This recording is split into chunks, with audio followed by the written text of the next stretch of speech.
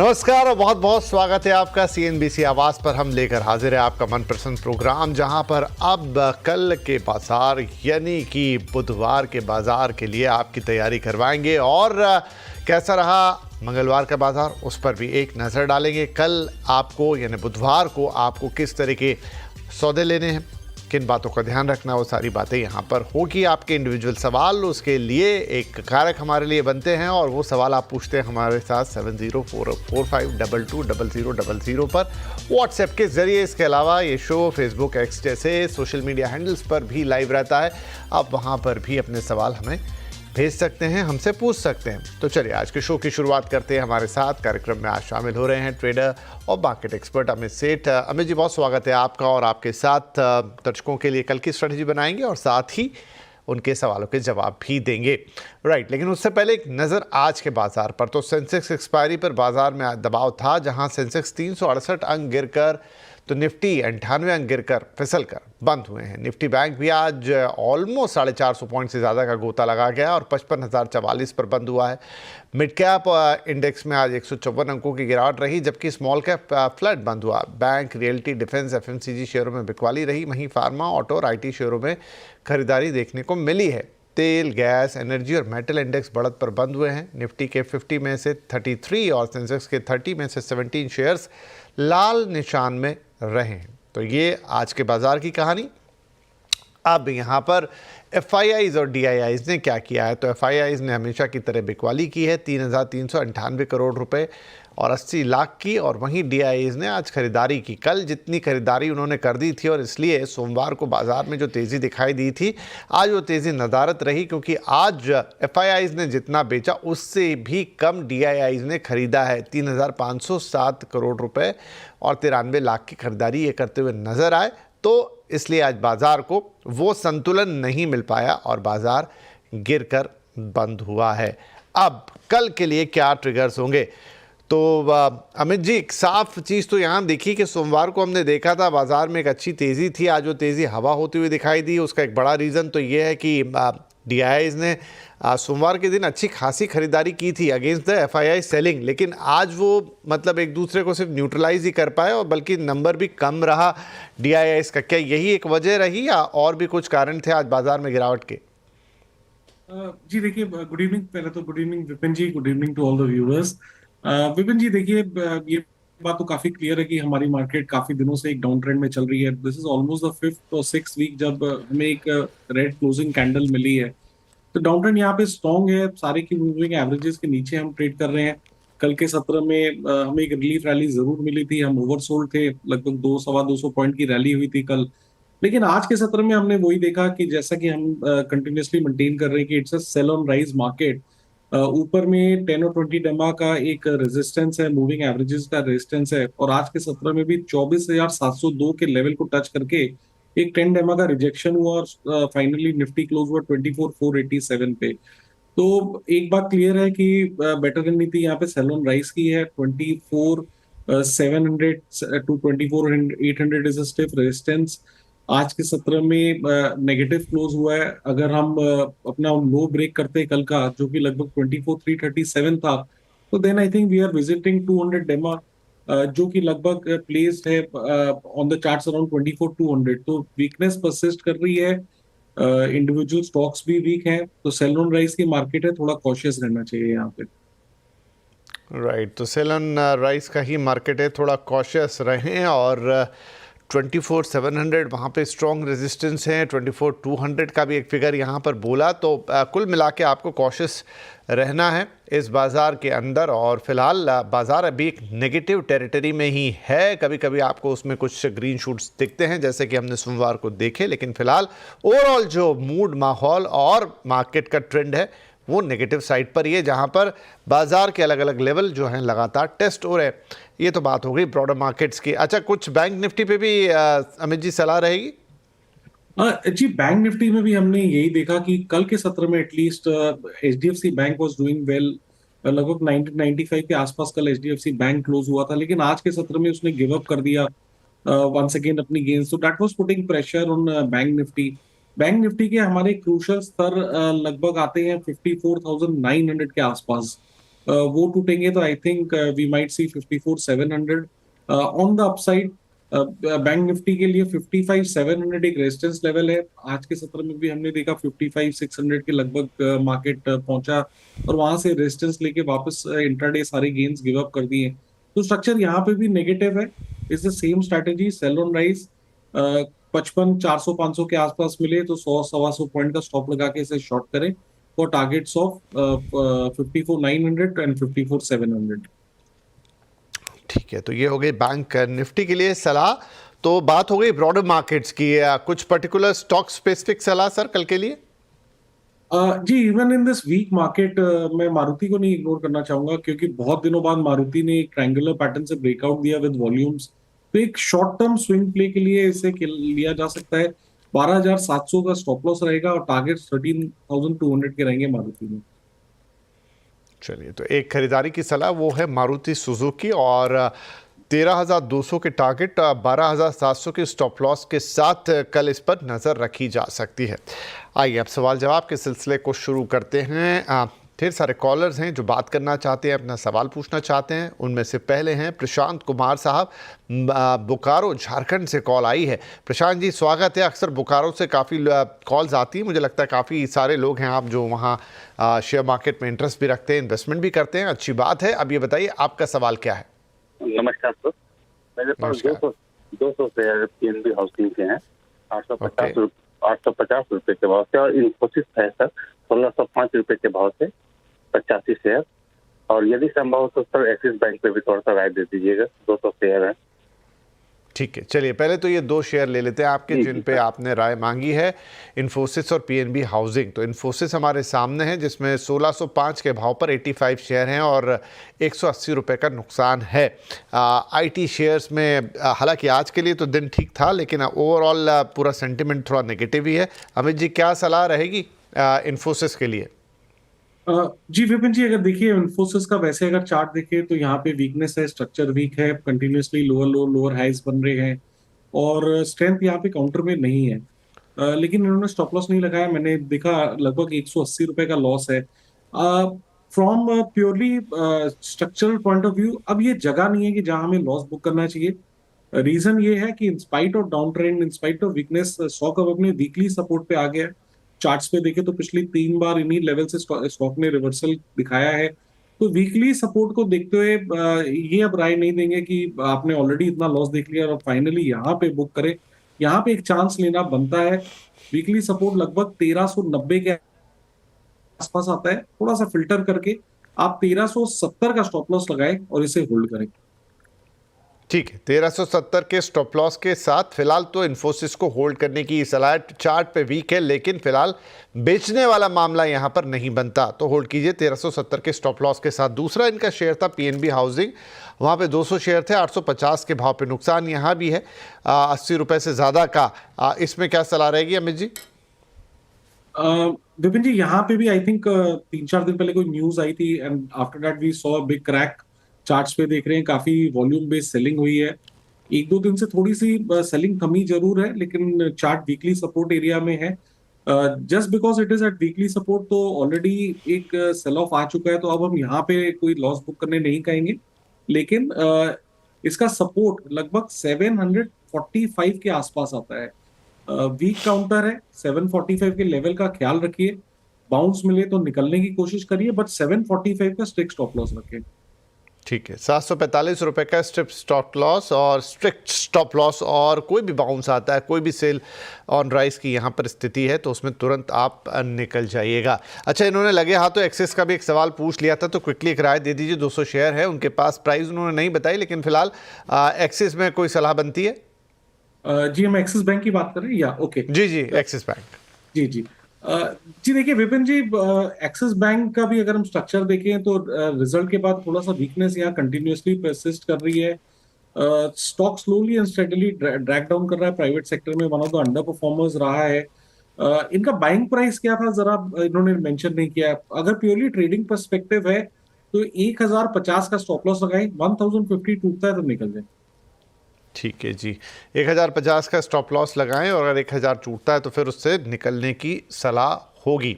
Right, ये तीनों सवाल हो गए आपके। आगे बढ़ जाते हैं हम। हमारे अगले कॉलर है मिस्टर विकी गौतम और कॉल कर रहे हैं हमें मुंबई से। गौतम साहब, स्वागत है आपका। क्या सवाल है आपका, क्या शेयर्स है आपके पास? हाँ जी sir, good evening sir.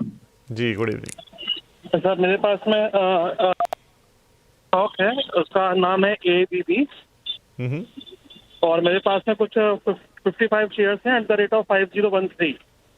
Okay, तो ये मैंने शॉर्ट टर्म के लिए लिया है। ठीक है। तो ABB इंडिया है सर इनके पास अमित जी 5013 पर। फिलहाल तो फायदा है 58 रुपए का, लेकिन चार्ट्स क्या कह रहे हैं कि ये फायदा टिकेगा, बढ़ेगा या यहाँ से भी नीचे जाएगा? जी देखिए, ऑनेस्टली एंड आइडियली चार्ट का स्ट्रक्चर वीक है। आइडियली तो इन्हें यहाँ से निकल जाना चाहिए, क्योंकि अगर 5000 के लेवल्स टूटते हैं तो फिर हम 150 से 200 रुपए का एक और फॉल देख सकते हैं। It has been one of the underperformers in the capital good sector. इसके कंपैरिजन में मैं कोई रिकमेंडेशन नहीं कर रहा हूँ, लेकिन ओवरऑल अगर चार्ट की बात करें तो Larsen is a better chart. Cummins ने ऑलरेडी एक अच्छा खासा आउट परफॉर्मेंस कर दिया है, स्ट्रेच्ड है, लेने की सलाह नहीं है। लेकिन अगर पूरा सेक्टर हम देखें तो ABB is one of the weakest. 5000 टूटेगा तो दिक्कतें आपकी बढ़ सकती है। इस समय आपको मुनाफा है तो बांधने की ही सलाह है यहाँ पे मुनाफा। जी, तो बहुत अच्छे वक्त पर फ़ोन लगा लिया आपने। ABB ले तो रखा है, मुनाफे में भी हैं, लेकिन स्ट्रक्चर वीक है। 5000 के नीचे गया तो और गिरावट बढ़ेगी। तो फिलहाल जितना भी प्रॉफिट आपका है 60-70 रुपये का, 68 रुपये का, उसे आप निकाल कर रख लें, प्रॉफिट बुक कर लें और फिलहाल इस शेयर से निकलने की सलाह। राइट, आगे बढ़ जाते हैं। हमारे अगले कॉलर है मिस्टर मनोज महेश्वरी और कॉल आ रही है धामपुर उत्तर प्रदेश से। हाँ जी मनोज जी, स्वागत है आपका। आपके तो शहर में के नाम से लिस्टिंग भी है धामपुर शुगर्स की, लेकिन आपने कौन सा शेयर ले रखा है? हाँ, नमस्कार विपिन जी, नमस्कार अमित जी। मैं CNBC आवाज का 20 साल से फॉलोअर हूँ सर, और बहुत ढंग से फॉलो करता हूँ। मेरे पास BSE है सर 1800 रुपए के रेट से, और CDSL है सर 680 रुपए के रेट से। ओके, चलिए, तो आप जो 20 साल से फॉलो कर रहे हैं हमें, उसका फल भी यहाँ दिख रहा है कि एक में तो प्रॉफिट है और दूसरे में भी प्रॉफिट है, और अच्छा बड़ा प्रॉफिट है। तो चलिए, दोनों ही शेयर आपने प्रॉफिटेबल ले रखे हैं। अब चूंकि इन दिनों बाजार का जो है जोन वो थोड़ा लाल रंग का है, थोड़ा प्रेशर में है, ऐसे में प्रॉफिट बुक होने चाहिए या फिर इनमें ये पर्टिकुलर शेयर्स में तो बने रहना चाहिए। CDSL इस समय स्क्रीन के सामने है, तो इसी की बात कर लें पहले। अमित जी, 861 रुपये का अच्छा खासा प्रॉफिट है और शेयरों की संख्या भी काफ़ी ज़्यादा है इनके पास, 900 शेयर हैं। ऐसे में क्या सलाह बनेगी? जी विपिन जी, इनकी होल्डिंग देख के क्लियरली नजर आ रहा है कि ये थोड़े से लॉन्ग टर्म इन्वेस्टर हैं। इनका व्यू थोड़ा लंबा है। बाजार की दिक्कतों के कारण जरूर ये स्टॉक्स प्रेशर में आए हैं, लेकिन अगर लॉन्ग टर्म वीकली चार्ट देखें तो ऐसी कोई दिक्कत की बात नहीं है। थोड़ा सा यहाँ पे प्रॉफिट बुकिंग पुलबैक जरूर आ रहा है, but that is in line with the selling in the market.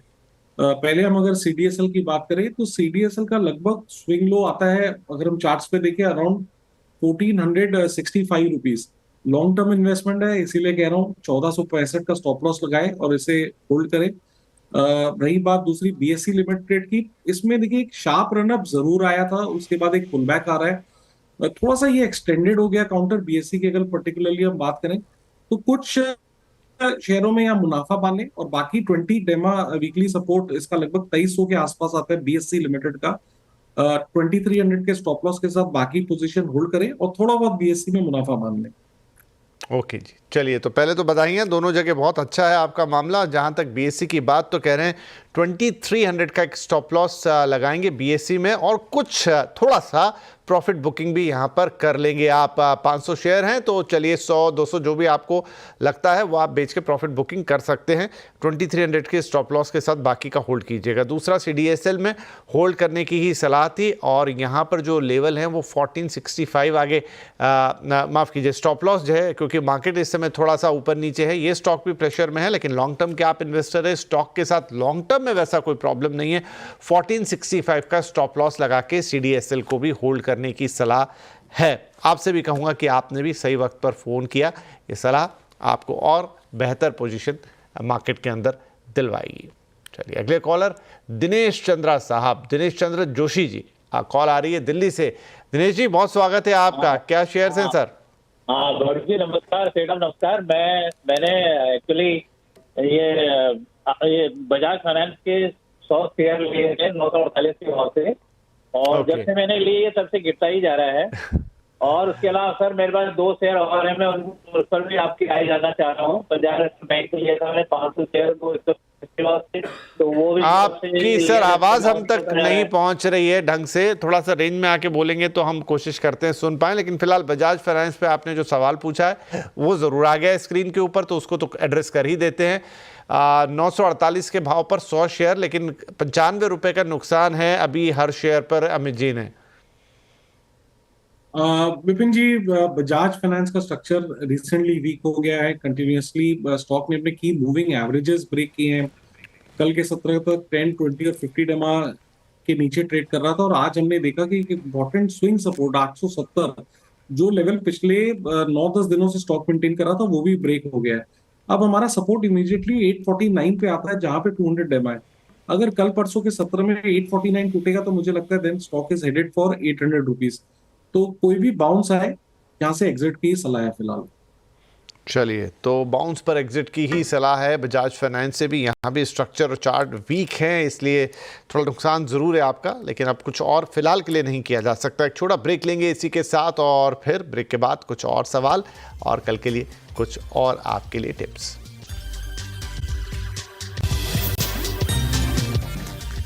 Welcome back. आप देख रहे हैं कल का बाजार, और यहाँ पर हम लगातार आपके सवालों को ले रहे हैं। अमित जी हमारे साथ बने हुए हैं जिनसे बातचीत जारी है। अगले कॉलर है मिस्टर प्रभाकर फ्रॉम मुंबई। प्रभाकर जी, बहुत स्वागत है आपका। क्या शेयर्स हैं आपके पास? हेलो, शायद प्रभाकर जी से संपर्क टूट गया है, पर कोई बात नहीं, उनका सवाल हमारे पास है। जी पावर इंडिया का उनके पास शेयर है, 3000 शेयर है, 308 रुपये में लिए थे और 30 रुपये 90 पैसे का प्रॉफिट है। क्या राय बनेगी सर इस पर? जी, कल के सत्र में हमने यहाँ पे एक वॉल्यूम बेस्ड स्विंग ब्रेकआउट देखा था। आज बाजार थोड़ा सा खराब था, तो लगभग 4-4.5% की गिरावट हमने यहाँ पे जरूर देखी है। ओवरऑल स्टॉक ने 200 डेमा पे मिनी बेस बनाने की कोशिश की है। ब्रेकआउट लगभग 336 के लेवल पे आया था, तो मैं यहाँ सलाह दूंगा कि आप 330 का एक स्ट्रिक्ट स्टॉप लॉस रखें और इसे होल्ड करें। ठीक है जी, 330 रुपये का स्ट्रिक्ट स्टॉप लॉस और होल्ड करने की सलाह। अब एक एसएमएस है हमारे पास सतीश पटेल साहब का अहमदाबाद से। बजाज फाइनेंस के ऊपर इनका सवाल है। 120 शेयर है इनके पास और 861 के भाव पर लिए थे। जाहिर सी बात है नुकसान है, फिलहाल तो क्लोजिंग भाव पे 853 है, तो 8 रुपये का नुकसान इन्हें हर शेयर पर। यहाँ क्या सलाह होगी सर? विपिन जी, जैसे कि अभी हमने इसी शो में डिस्कस की है, बजाज फाइनेंस से एग्जिट करने की सलाह है। पिछले 9-10 दिनों का यहाँ पे रेंज टूट गया, जो कि लगभग 870 के आसपास था। अगला सपोर्ट जस्ट 4 रुपए नीचे है, 200 डेमा, जो कि काफी एक लंबे अरसे के बाद टेस्ट होगा, क्योंकि स्टॉक अच्छे खासे अपट्रेंड में था। 849 टूटेगा तो 800 तक के रास्ते यहाँ पे खुल जाते हैं। इनको कोई विशेष लॉस नहीं है। कल थोड़ा भी मार्केट स्टेबल हो, थोड़ा भी बाउंस आए, तो यहाँ से निकलने की एक बार कोशिश करें। ठीक है जी, बाउंस आए, थोड़ा भी राइज हो तो सेल ऑन राइज पर, यहाँ पर सेल ऑन राइज की सलाह है बजाज फाइनेंस में भी। मिस्टर बादल वर्मा जो कि फ़ोन लाइन पर हैं हमारे साथ। बादल जी, स्वागत है आपका। कानपुर से कॉल आई है। बादल साहब, क्या सवाल है? Good evening sir. Good evening जी। सर, मेरे पास 2 शेयर हैं। पहला मेरे पास रिलायंस 250 शेयर पड़ा हुआ है 1420 के रेट से। और दूसरा मेरे पास टीसीएस पड़ा हुआ है, जनवरी का है, वो 4130 रुपए पे लिया हुआ था। 4130, ठीक है। हाँ जी, उसको भी देख लेते हैं। पहले बात कर लेते हैं रिलायंस की। तो यहाँ पर आपके पास 250 शेयर हैं 1420 के भाव पर, और कुल 39 रुपये का यहाँ नुकसान है आपके पास। क्या सलाह रहेगी सर इसमें? विपिन जी, रिलायंस में अच्छा खासा करेक्शन पिछले 1-1.5 महीने में आया है। अब ये स्टॉक थोड़े से अपने नियर टर्म सपोर्ट्स के आसपास आ गया। 200 डेमा के आसपास कंसोलिडेट करने की कोशिश कर रहा है। कल और आज के सत्र में इनफैक्ट इसने मूव दिखाया था, आज अर्ली मॉर्निंग भी, बट मार्केट्स वीक थी तो इसने गिव अप कर दिया। यहाँ पे 1360 का एक स्टॉप लॉस लगाना है और रिलायंस को होल्ड करना है। 1360 के स्टॉप लॉस के साथ रिलायंस को होल्ड करने की सलाह। और यहाँ पर एक डिस्क्लेमर आपके लिए कि इस वक्त आप जो चैनल देख रहे हैं CNBC आवाज़, वो नेटवर्क 18 का हिस्सा है, जिसका स्वामित्व और प्रबंधन दोनों जो है वो रिलायंस इंडस्ट्रीज़ के हाथों में है। ठीक है जी, तो ये बात हो गई। दूसरा, इन्होंने कहा था TCS 4180 के भाव पर इनके पास है। वहाँ पे भी नुकसान था, बल्कि ज़्यादा नुकसान था यहाँ पे काफ़ी। जी, अच्छा खासा नुकसान है, लगभग 25% का। देखिए टीसीएस स्ट्रक्चर वीक है, लेकिन अब फाइनली एक लॉन्ग टर्म वीकली सपोर्ट पे आ गया जो कि लगभग 2950 से 3000 के आसपास आता है। तो अब ये जगह नहीं है जहां हमें लॉस बुक करना चाहिए। जहां इतना देखा थोड़ा सा और एक बार देख लीजिए। जब तक 2950 इंटैक्ट है तब तक I think there is a possibility of a bounce stock का, लेकिन ट्रेंड अभी भी डाउन है। 2950 टूटेगा तो दिक्कतें बढ़ जाएंगी। तो 2950 का वीकली सपोर्ट के बेसिस पे एक स्टॉप लॉस लगाएं और इसे होल्ड करें। चलिए 2950 का एक स्टॉप लॉस लगा के होल्ड करने की सलाह है टीसीएस को फिलहाल। और इसी के साथ आज के लिए हमारा वक्त हो गया है समाप्त। तो अमित जी बहुत बहुत धन्यवाद आपके पधारने के लिए, लेकिन जाने से पहले कोई डिस्क्लेमर्स? विपिन जी, जितने भी स्टॉक्स डिस्कस हुए हैं इनमें मेरी कोई ट्रेडिंग या पर्सनल पोजीशन नहीं है। Thank you sir. और सभी दर्शकों का भी बहुत बहुत धन्यवाद। आप अपने सवाल यूं ही हमें भेजते रहिए। कोशिश यही कि आपको अच्छी से अच्छी सलाह दे दें, और ऐसे वक्त में जबकि बाजार एक नेगेटिव जोन में है और अनिश्चितताओं के दौर में है, आप बहुत सोच समझकर फैसले लेने की ज़रूरत है। तो आपको कल के मार्केट के लिए यानी बुधवार के लिए ढेर सारी शुभकामनाएं। एक सुरक्षित फायदे वाला ट्रेड कीजिएगा। नमस्कार।